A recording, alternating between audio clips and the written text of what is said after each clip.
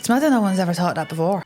Meet Luke Joyce, founder of the Cleaning Company Dublin, the first in Ireland to offer subscription-based window and gutter cleaning services. There was a fella that used to go around my area when I used to live with my dad. He just disappears sometimes, and you never had his number. That same thing you just said has been said to me at least 6,000 times. You might even clean the windows and it'll go off. And how did you get into that? It's kind of just by accident nearly. Like, I grew up on a farm. You always would have been up and down ladders. I did business entrepreneurship there. I was studying full time, and then I suppose I needed a few bob, so I started doing window cleaning. I was just kind of going around and in a tracksuit, and I was just knocking in and kind of stuff like that. So slowly got more professional. Started wearing work trousers, getting a little card to leave in, and kind of just built it up that way. The plan all along was to kind of run the cleaning company and have it very kind of healthily running, but the kind of excess profits. So a lot of our profits get reinvested to keep pushing us, showing marketing and vans and all. One of my mentors since the day I started is involved with a lot of property around Dublin, and his model was always use your company as a vehicle for wealth. So it's the vehicle that gives you profits to invest. Something could happen and companies come and go and things change and whatever, whereas property just seems safe.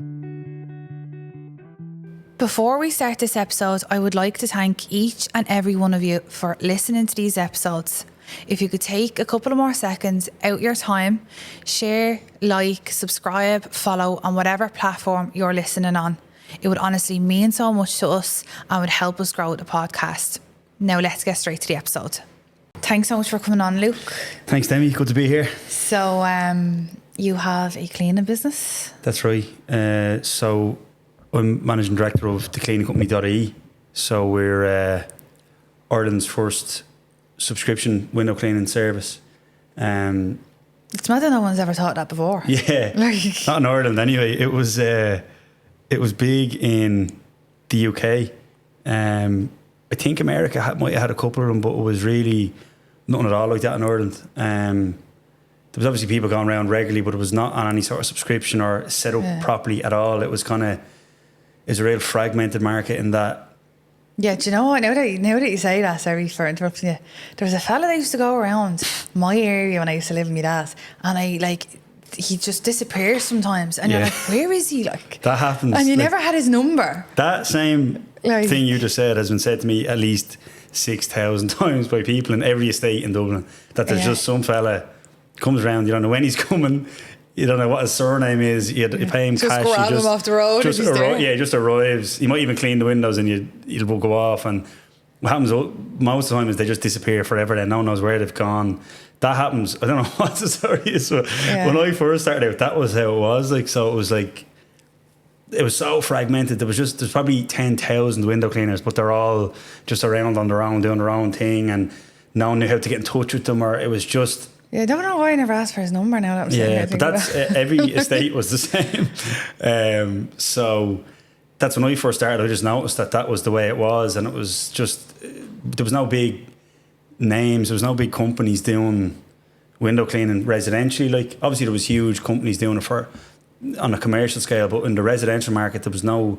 The biggest company I could find had I think 2 vans, which was unusual. Like that was back in, I suppose around 2020 when I kind of went full time with it. So, and do you know that when he actually did disappear, I actually rang up loads of places and they were giving me mad prices to just get the outside of your windows cleaned. Yeah, it's just it's mad. It was a weird market. It made no sense as to why it was run. That's why I kind of seen a bit of a gap, that there was definitely room for a proper company set up, like professional, arriving on time, proper vans, just a proper company, because there was nothing like it.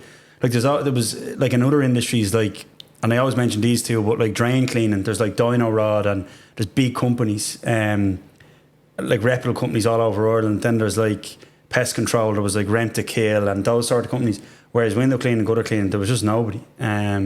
So that's kind of where the idea started.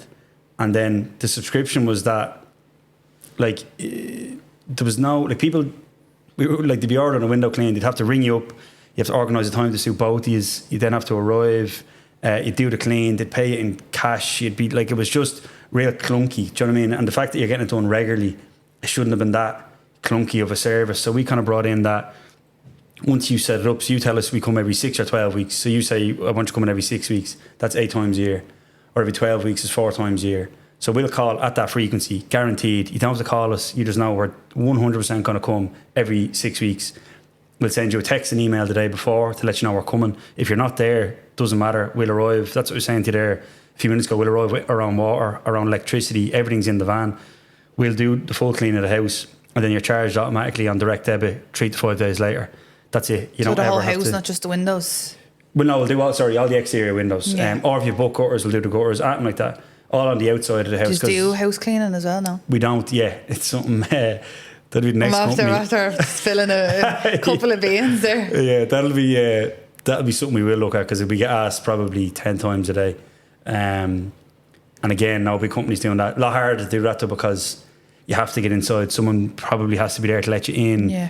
It's, you're probably not paid as well, because it's usually per hour. So, but again, that's a real fragmented market where everybody has a cleaner that's, they're hard to get. It's the same. Like I have a kind of housekeeper who I was 6 months trying to find in a local area. She comes, it's real fragmented. There's no company you can ring and say, how you can book this in? Do you know what I mean? Yeah, I remember I was trying to find someone to clean here or in the other it's salon. very difficult, yeah. And I was throwing it up on Facebook Marketplace, throwing it up on my stories, and then I was getting someone's auntie's auntie. Yeah, so that's kind of the way window cleaning was back a few years ago. So that's kind of where we kind of took over or just changed basically how the sector was working, So we very, very quickly picked up a huge amount of customers, and kind of it's just at least doubled kind of week on week, month on month, year on year since we started.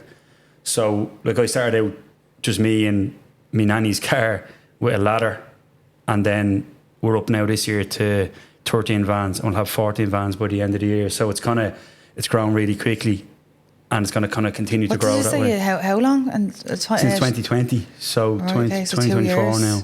Yeah, well, it'd be kind of, by the end of this year, we've done 2020, 21, 22, 23, 24, so 5 kind of full years. So we've kind of grown, we've nearly 3,000 customers on this subscription service in Dublin. So then this year, what we're starting to do is we're starting to go to nationwide to the different cities around Ireland. Because it works in Dublin, I don't see there's any reason it won't work in Cork, Galway, Limerick, Waterford. Do you know what I mean? The other cities are obviously not as big, but the need would still be there for a kind of service like ours. So that's kind of what we started out as. Now there's loads of companies doing subscription window cleaning. There's loads of ones doing it, kind of ask for us. Like companies that would have been there before I even started. Only when I had the idea, I used to be looking at their website and stuff, and they were 20 plus years in business doing it this way all along. And in the last kind of 12 months, maybe 2 years, they're all now doing the subscription thing. So everybody does the same thing. Do you know what I mean? So I don't know how that didn't start sooner, because it'd be like, how did no one else think of that before? And it was big in London. Like we are in England. Like I flew over before starting it in 2019. Might have been even the start of 2020. I flew over to London to a subscription window cleaning company over there. So he's the biggest one in London. Lee Pryor's Window Cleaning, he's called. He had 20 vans or something. Real London geezer and I went over and basically just harassed him into letting me sit with him for the day. So I was ringing, and he stopped doing consultations, but I was just ringing, trying to get him to agree to let me to come over. So I went over, he showed me everything, went out with one of his lads down the following day in the van, kind of seeing how everything worked, and I just knew then, I was like, this is deadly. I knew it would work in Ireland. There was people doing regular cleans, and then since then there's lots of window cleaners now being like, no, we were the old subscription window cleaning back then, but they weren't. There was nothing at all. That's kind of the way things have gone in that kind of industry now. Is a lot of people are doing the same thing, which is grand, because it makes it, at the start we had to explain a lot to customers. Now customers are kind of just expecting that's the way it is. Do you know what I mean? Because they see other websites doing it, so it's kind of made it easier in that way. But so that's the Cleaning Company.ie. That's where we're at the minute. Yeah, and so you mentioned to me that you are looking to, did you say worldwide as well, maybe, or is that yeah. That's only something that's come to me in the last couple of months. That you could probably take this further than just Ireland. Yeah, I don't see any reason why not. Obviously, the UK market is different in that it's already there, but I think there's definitely space for it in the likes of America, Australia, New Zealand, kind of other countries with good economies, English speaking, obviously, because it make it easier for us. But I just think that the kind of plan this year is nationwide, and then hammer that next year with kind of big marketing in all those areas. So continue to kind of grow Dublin, but then kind of become the biggest. We're the largest residential window cleaning company in Dublin, but in Ireland in by terms of kind of revenue and vans and stuff. But if we become the biggest in each one of those cities, then that's kind of Ireland fairly well wrapped up at that stage. So I'd like to kind of start expanding further, maybe up the north. Haven't really looked into the likes of Belfast and stuff, but I'd love to take it to the States. Like the thing about the States and all that is services over there, you'd know probably from your gig, you get paid, like it's mad money for services over there. They just seem to be a lot higher, even like the haircuts and everything seems to be like double the price it is here. I know tax, I don't know, someone said this to me, I could be lying, I don't live over there, for anyone if they come at me. But apparently tax is 50% over there. This is what someone said to me, an accountant said that to me. Right. Now, this is an Irish accountant, so could be wrong. I've absolutely no idea. I'd imagine, like, Ireland's as bad as it gets for tax. Well, not as bad as it gets, but it's pretty fucking bad. Like, so. Yeah. I think apparently we're actually not even that bad. The UK get council tax, and I've spoke to people that have businesses. I know one of my clients has a business that's set up in the UK, or sorry, it's basically a UK business, but she lives over here, so she gets all the taxes out of the UK, and she tells me, and it's even worse. Really, yeah. Yeah, so I suppose with company taxes, Ireland is very good. Like, as in if you're a limited company, that's one good element. I suppose when it gets into personal income tax and all that sort of stuff, for the tax you have to pay on top of wages. She has a business, Yeah. So and she's paying council tax. But I think someone who's working for someone else as well would have that on their payslip as well, the council tax. I'm pretty sure. Right. I know in the States the big one is property tax. Like, you have to pay. It's basically like a second mortgage. Like, if you buy a gaff in the States, you'll pay your mortgage, but then the property tax is based off the value of the house. It's seemingly supposed to be so crazy. Tax then on top of owning the property. Yeah. So you have to pay like a certain tax all the time, and that goes into the local area or whatever. But it's supposed to be like nuts. Like, it's like basically a second mortgage. Yeah. So I know that's a big one. And then people say, "Oh, look at the price of housing over there." Yeah. Well, the money comes out in other ways. Yeah. So yeah, that's the plan. It will be eventually worldwide. Like, once we kind of build. Like, my plan is to kind of build a proper system for everything. Like, really good systems and stuff at the minute, but it could be, or it will be, a hell of a lot better. Do you know what I mean? And that everything is really automated, really systemised, on a really, really kind of granular level, so that everything is just sorted. And runs smoothly, Yeah, like really smooth. Now, everything runs 100% now. We're far, far better than the competition, but it's kind of to get it to the stage where it's easy to just copy and paste that into, we can copy and paste it over into America. Or as you say, into kind of nationwide. So if that's what we're doing at the minute, because it's Ireland and I know the market and stuff. Whereas when you go to other countries, it's a bit different. I'd love to just be like, right, this is the system, and drop it there. You might even look at franchises or stuff like that.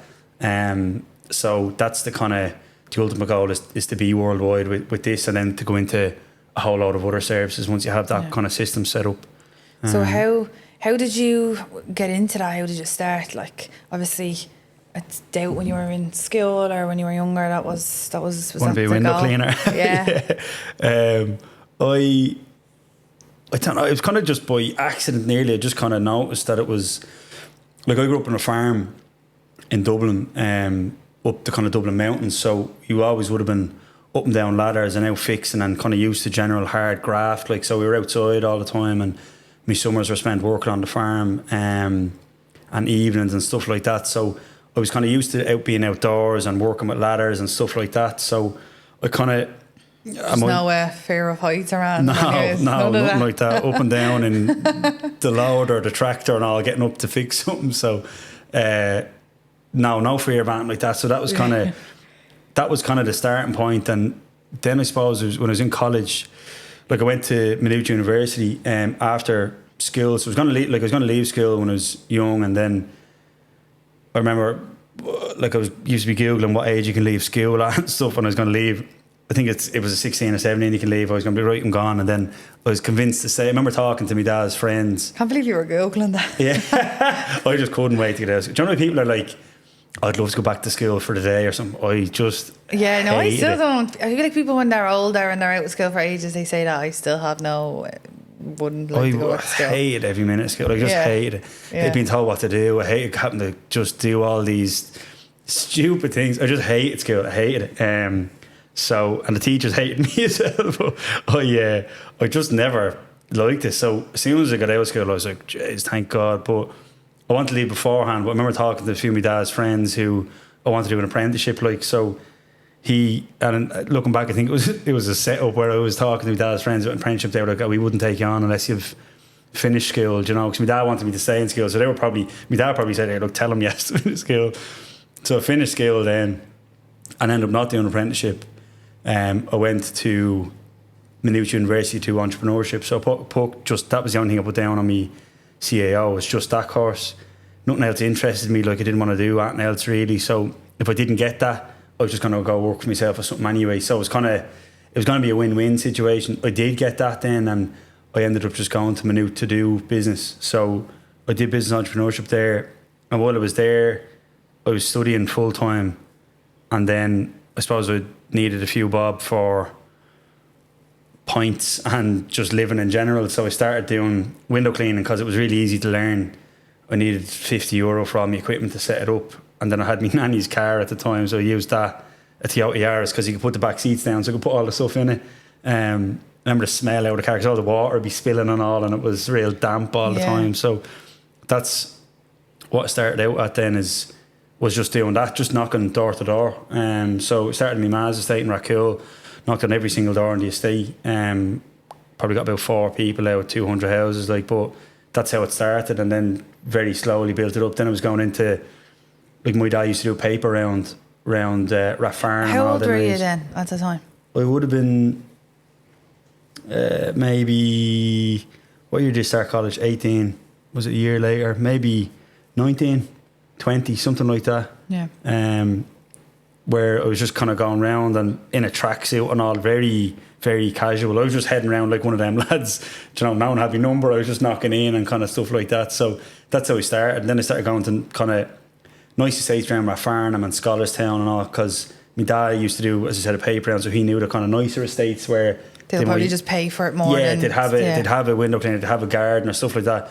Started rapping all them doors, knocked on every single door, I think in the whole of Knockline, Rathfarnham, all them areas, picked up more and slowly built it up, slowly got more professional, started wearing work trousers, started kind of getting a little car to leave in, and kind of just built it up that way. So it was kind of all organic, all bootstrapped, and didn't kind of really start marketing until much later. Do you know what I mean? So it was all kind of very much knocking on doors, going into businesses, call into somewhere like here and say, how would you have a window cleaner? Do you know? So around Tala then, where I'm from, we'd knocked into all the shops along there and picked up. So still have there's a few solicitors' offices that when I started years ago doing, we're still doing now. That's mad. Yeah. I'd say they probably look like. Yeah. So, and I still have my mobile and stuff, and you chatting Where's to them. your Yaris? Yeah. Yeah. Now there's these big vans arriving. So that's how it started, and just kind of rolled on from there then. Yeah. Yeah. It's mad now, I'd say, looking back, you probably don't even intend to sit down and be like, I was outside this company in a little Yaris in a tracksuit. Yeah, that's what 18 I or often 19, say. and now there's people working for you, probably going off and cleaning it for you. Yeah, yeah. That's what I often think about, how I even picked up anyone. You know, the way I was dressed and pulling up in the Yaris, and how I got. They're how probably anyone, just looking at you and being like, "Oh, look at this fella! He's just going off trying to earn a few bob." I suppose, and that's what it was. And it's the original customers I had are still with us. 95% of them are still with us. The only ones who aren't maybe moved house or whatever, because it was so personal, such a personal service at the time. And I'd be ringing them. I used to be texting them, John, it'd be Easter. I'd be like, "Happy Easter, Margaret," all this sort of stuff. And it was just real personal. You need your windows cleaned. Yeah, and they'd still ring me. Everybody goes through the office, and no one had my number, or I'm not involved in any of that really anymore. But they'd still contact me, and I'd still sort them out with, do you know what I mean? Because they're the VIP customers, and their prices stayed the same. There's probably the original maybe 50 customers that I had that are still with us, that they're just really well looked after. And there's a little note on all their jobs being one of the first customers to look after them type of thing, because they'd be the kind of ones that did just give you a chance, you know. And a lot of them would have been self-employed as well. There's lads you think of who were physios and things like that, who just probably got it, and they were I'll just give them a chance and get them to clean me windows. So they were the kind of ones that gave me a shot, which is still really well appreciated now, you know. So they're the ones that we still look after. But so Yeah, that's mad how it all started. Yeah, and just kind of rolled on from there. I remember when your man disappeared. Your man that talked about. I still would love to know his name. But anyways, I ended up ordering one of them things on Amazon that was like a magnet. Oh yeah, you put it on the other side. Yeah, the thing was shocking. I was nearly hanging out of the window trying to stick it. Yeah, they don't work at all. There's all little gadgets you can get. Even the Karcher one. Like I know people ringing me or ringing us, and they're always saying like, "I got this the little Karcher machine, but it's after like leave the windows What in." Karcher machine? Yeah, Karcher. Do you know Karcher power washers? Yeah. There's this little Karcher machine you can get, and it kind of comes down like a little squeegee down the glass, but it leaves all sorts of streaks. And there's other spray you can get that you spray on and wipe, and there's all these different things you can do, but really none of it works. You just need a man on a ladder. Yeah, just to kind of just to squeeze you properly, you know. Yeah. So obviously, then I feel like we went completely off topic of what we were on about. El Margaret, happy Easter. Yeah. But yeah, so did you say your mum and your dad, were they in business or anything when they were growing up? Or me dad so he runs the farm, like so that's where he grew up, on a farm, and he would have ran the farm there. He would have had the paper around. He would have done.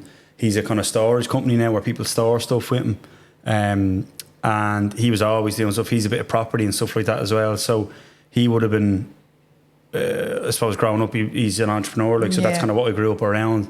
I'd be still very close to me dad. Like that's where our office and all is now.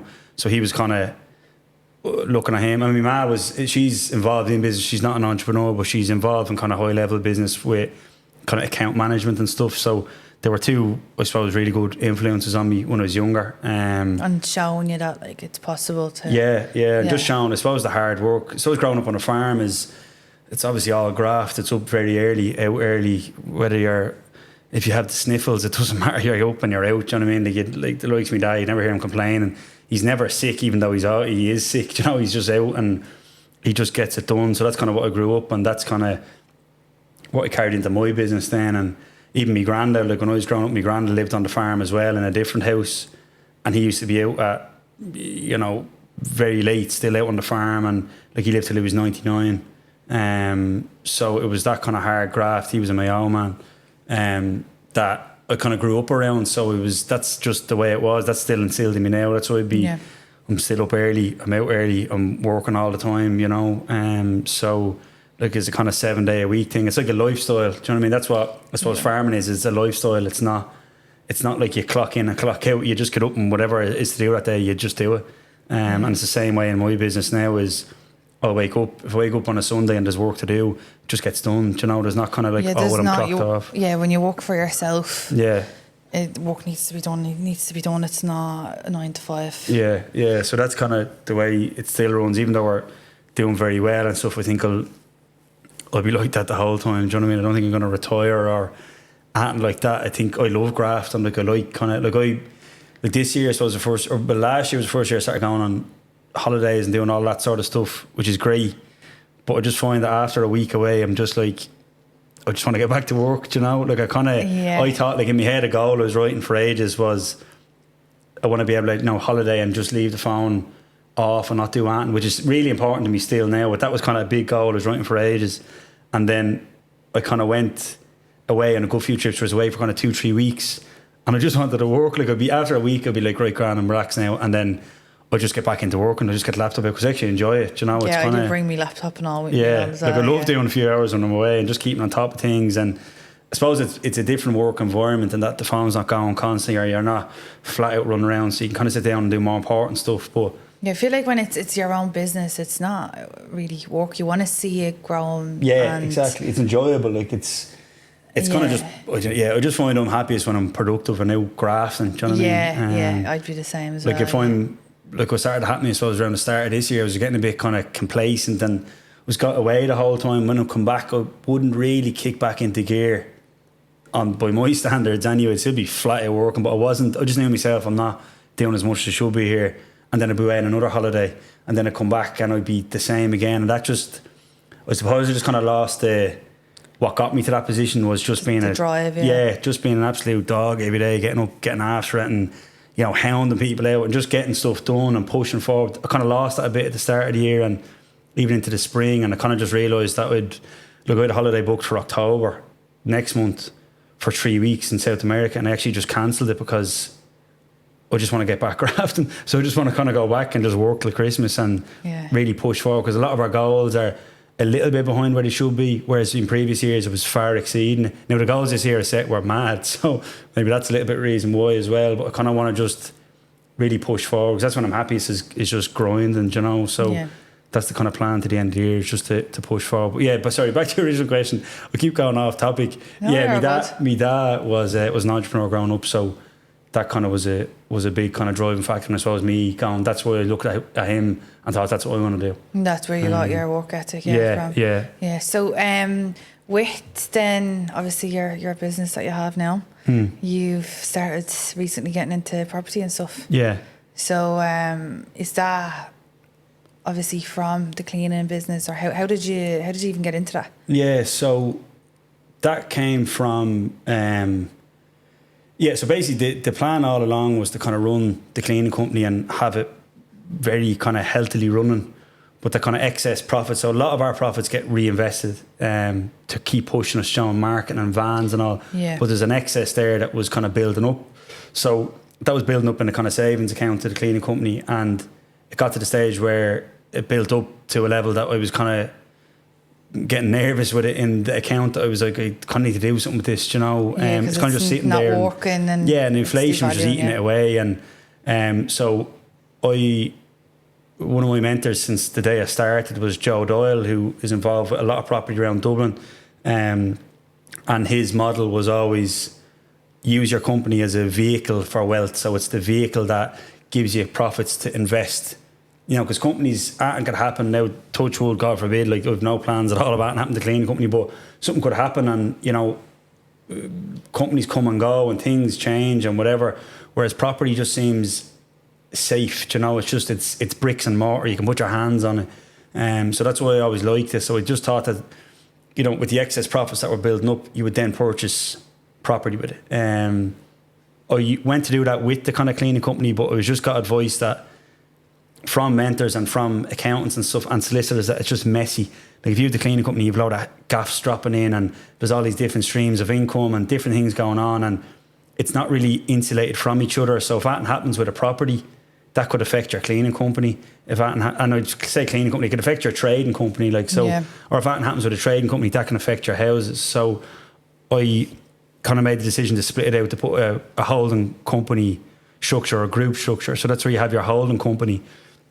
So I now have a holding company, a limited company, which owns the Cleaning Company.ie and owns my property company. So it's like this, and then I'm the 100% shareholder of all of that.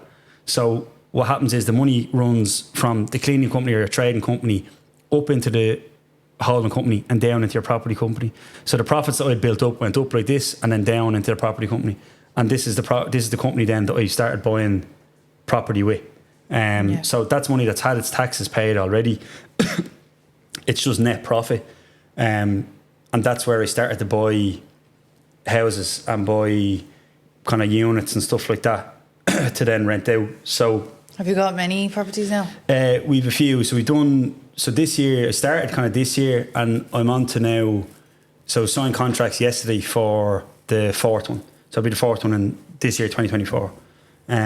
So plan to do a lot more this year, but I suppose one of the biggest learning curves was that it's painfully slow.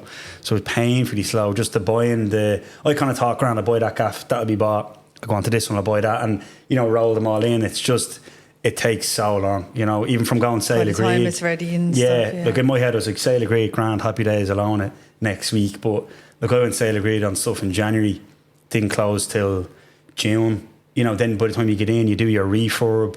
So the model that I use... Shocking, why does it take so long? It's just, it's solicitors, it's banks, it's just really slow. And the recent one I did was 2 units. So I bought 2 units kind of together. And there was no bank involved. So that was just used, that was a kind of cash buy from the company. So we bought it just using cash, and even though there was no banks involved, it still took 5 months to close because they're just different things. It's mostly solicitors, to be honest. They just hold everything up. It's so slow. Whereas like in the States, it's much quicker. Like you can have contracts signed and everything in a week.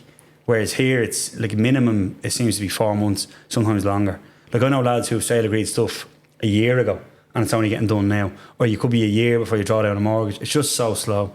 It's very tedious and cumbersome, and that's it's a big distraction as well. So that's another thing for people to realise. Like I thought, keep going to cleaning company and the property thing will be in the background doing its own thing.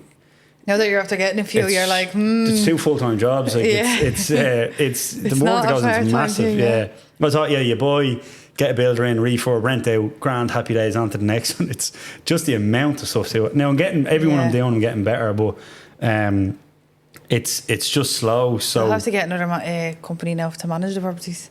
Yeah, well, I'm actually talking just set up another office in the job, and this will be for. Yeah, well, that's like we're in maintenance and stuff, so it's handy. Like we know loads of lads, and a lot of our subcontractors do maintenance of stuff, so that's why they tie in very well together because we deal with properties all day long. We deal with management companies, we deal with estate agents, so it's all the kind of one industry, I suppose. So that's why we have a lot of links and a lot of contacts in all of them different spaces to do a property. So it made it quite easy to kind of do it. Do you know what I mean? And we'd know loads of builders and loads of lads doing stuff, and so that's kind of why it went hand in hand quite well.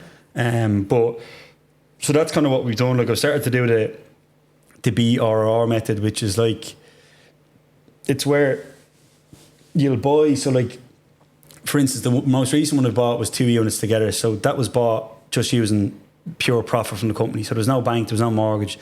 It was just paid for with cash. So we sent from our account to the solicitor, and then we acquired the property. And then I did it up. So we put about I think it was about 40 grand went into it as a refurb then. So both units are refurbed. We then rent them out. So rented out both of them within the last kind of month. And then I'm now putting a mortgage onto that property. So refinance it? Yeah, to pull the money back out. So we bought it for X. We put about 40 into it. The value is now Y. And I'm going to pull 65% of the value back out. And I'll then use that to go again. So that's kind of 65% of my cash is coming out of that. You leave some in. Like some people, what they do is they'll buy it, they'll refi it, they'll drive the value way up as high as they can possibly get it to pull money out. I just don't like doing that because it's not a real value. It's the value that you're kind of fabricating. Do you know what I mean? It's just when you ways to say kind like of driving it by like increasing like the energy rating and it more so with the valuation. So like it's hard to do with just like say I 3 didn't bed think semi. you could do it dodgy then. Yeah, it's just ways that would be dodgy then, no? No, it's kind of just, I suppose, bringing the value. Like it's big with like pre-63 properties and stuff like that, where you would bring the value. You basically meet the value and get it as high as you possibly can. You know, you really want to draw because you need to have it really high to pull it back out. But like in my opinion, the value of a property is only what someone's willing to pay. Do you know what I mean? So like some people will be telling me, oh yeah, I have this place, it's worth 700 grand, and I'm like, it's a 4 bed semi. Like I'm sure it's making a fortune because you're renting out all the rooms, but no one's going to pay 700 grand for that. So it's kind of what. In my eyes, a property is worth what someone's going to pay for it. Do you know, if everyone goes tits up, the property's only worth what someone's going to buy it off you for. It's not to do with how much you can squeeze in to rent out a lot of rooms, and then you think it's worth this much. Like that's it's a cash flow property, which is grand. Like, but it's not worth $1 million. It's a 3 bed in Tallaght. No one's going to give you $1 million for it. It's just that it's probably generating a lot because they would have loads of rooms and stuff. But in reality, it's only worth what someone will pay. Like, so I suppose what I do is I just get it valued normally, the normal market rate, what's it worth, and then I pull 65% of that back out. So I'm leaving 35% equity in it, and the bank will give me 65% then. So I use that 65%, which in this case would be about 220 grand. It's not normally 70. How can we leave the extra 5%? I just do. I got a voice off. It was actually Ray Cook who told me.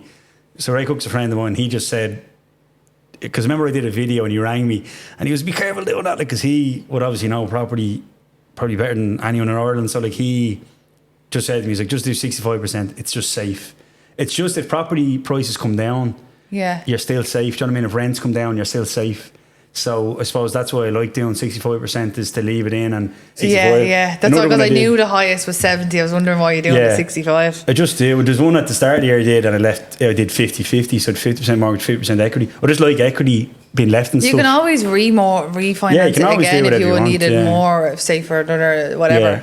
I suppose I just like doing a safe. I like just leaving equity and money in stuff. I don't mind that, because at the end of the day, it's either money being left in this gaff or money being left in your bank account. When you sell it later on, you can get it all back in anyways. Yeah, and there's it'll be paid off quicker then. It's a smaller mortgage. It's, there's more profit being made back out of it because your mortgage repayments are less. So that's the way I do. Some people would shout the head at me for that and say, that's not how you should be doing it. But it's whatever you want to do. Do you know what I mean? My main thing is the trading companies, the cleaning companies, i.e. this is just a kind of part-time thing to use. Do you know what I mean? So, and then there's the other thing, we can get involved with joint ventures and stuff where someone will do all that work for you and you just give them the money, and they'll do all the kind of sweat equity. So, like sweat equity is where they're doing all the work. Wealth management companies, like? Like to be individuals who'll do it. Like I would say come in as an investor. So right, okay. They might know that I have a few bob to invest, and then they'll say, look, I have this deal. Have you got 300 grand to put into it? We'll do the refurb, bring the value up. And they give you interest of it, yeah. Yeah, and then they ultimately, in the JVs I'm looking at, you get your money back out. So after 6 months or so, the plan is you take your money back out, and then you would give it to that same person to go again. So there's endless. You're after putting yourself in a hole now saying this on the oak. No. You're going to get a load of cunts texting me like here. No, I already have. There's a few JVs that I'm waiting to do, but there's all different things you can do. Yeah, honestly, you're 28. Yeah. That's already and that's, now that I'm listening to you saying that, did you, as soon as you got into your company, did you get a mentor straight away? Or, yeah. That's what I feel like. You've probably got all this advice, and now you're 28 and you're miles ahead than anyone else who would have probably done that. Thanks very much. Yeah, no, mentors are huge. Because they've done it. They've exactly. Done all that. The likes of Joe Doyle, I always give him a shout out because I basically followed what he told me to the letter of the law for the first kind of 2-3 years, where literally everything he said, do it this way, I did it that way. And that's because he did exactly what I was trying to do. He had a company where he was a brickie, and then he was doing building, and then he's got into membership, but he still uses his company as a vehicle to invest back into property. So he used to do what I do in buying kind of houses and stuff.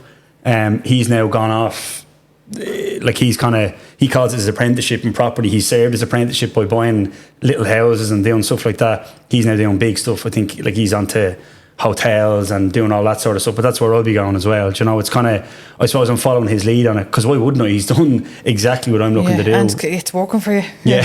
It's not like he's giving you a lot of advice and you're like, and he's 100% as well. He's he's the type of fella that I'd really just trust, because he just has your best interest. He's not he's not a lot of, you have to be careful with certain mentors online where they're spouting a lot of stuff, and Joe gets a lot of hate because people think he's not all he's cracked up to be or something. He's absolutely 100%. He's never put me wrong. He's never, even now, if I'm renewing my thing, he's like, do it or not. I don't, he doesn't care. He's just, he only wants you to do it if it's going to be good for you. Do you know what I mean? But I feel like anyone who's, I literally only had someone on the podcast there for you, and that's what we were saying as well. He's gotten a lot of traction on social media, so he's gonna get a lot of people giving him hating anyways. It just happens. It's just it's the way it is. Because I've even noticed him, and I'm not in construction. Yeah, do you know what I mean? I'm in something completely opposite. I'm in beauty, and I've seen around the last couple of years, because he's constantly putting stuff up on social media. But so there's just that's just social media. They're gonna hate no matter what you do. We get loads of hate as well.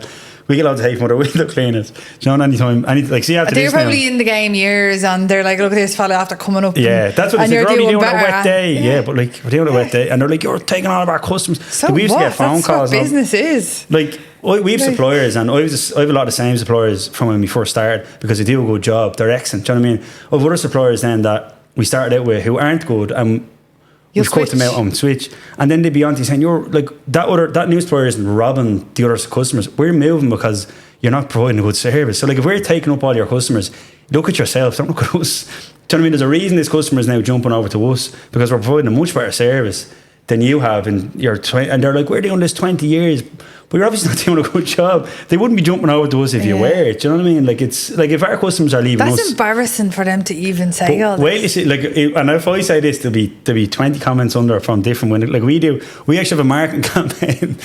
We have a marketing campaign target at this that's coming out soon. So we're having to get a big billboard made up on this, because it's just anytime I mention, you know, why you should choose us over your other window cleaner. I'm like, go on, tell us it. What is it? What are you going to say on the wall? I can't spill the beans. You'll have to tell me. Yeah, it's a big billboard, and it's just basically us versus the others. And even getting that made, like, people are like, oh, you sure you want to? Fuck it, let them keep. Like, and it's like, and then I'd be like, you know, if your window cleaners turn up in a tracksuit, blah, blah, blah. They're like, what's wrong with tracksuits? Like, there's everything wrong with tracksuits. It's just...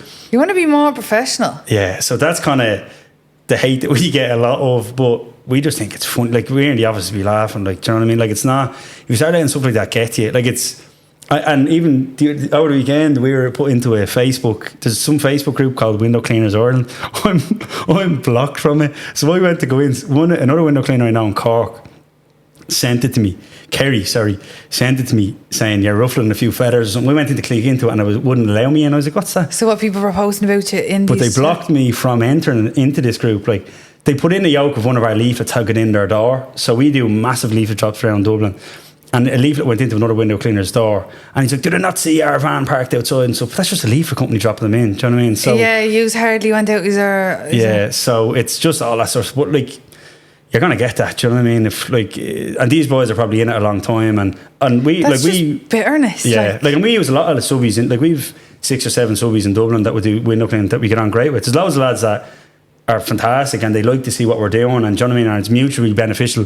There's then the other side of it where they're just bitter and sour, do you know, but you're going to get that. I've had a few of, I try to put up post like educational stuff, because obviously I do training courses, so I'm like, I need to post that type of stuff for people to see that I know the information, basically.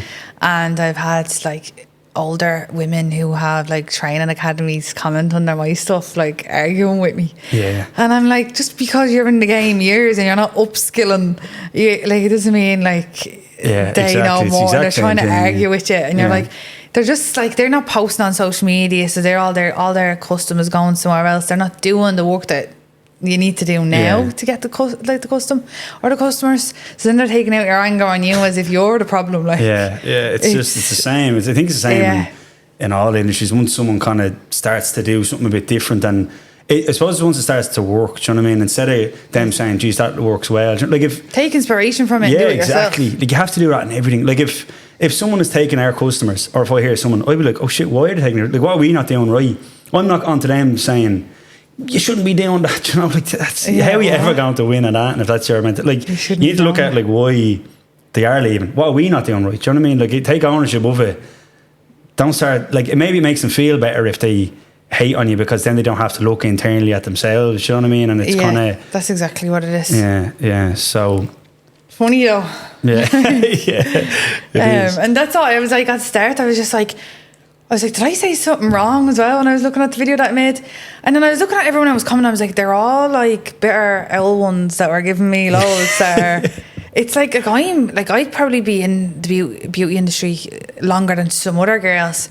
And like, if I'm not upskilling, there's sometimes someone will come up with something and I'm like, oh fuck, I actually didn't know that. So I'm like, I need to do a few upskilling courses. Like, things change all the time. For sure. Whatever you do way back when is not the same as you do now. And whatever industry you're in. People wanted to keep it that way, do you know what I mean? And if it's not kept that way, then that's when they'll start to, you know, hate on other people. But I don't know, I always just think, like, anytime we get hate on that, or even on, like, TikTok's a big one, because I think TikTok's a bit more like removed than Instagram. Like, Instagram, everyone, you know who they are, whereas TikTok, I feel like you're targeting absolutely anybody. And it's like, so you don't know who most people are, and anyone giving you hate, you click on it, and it's like, they'll have like two, like, they won't be real. User 695, and you're like, it's just more removed, and you don't know who they are, so it makes them very easy to hate, do you know what I mean?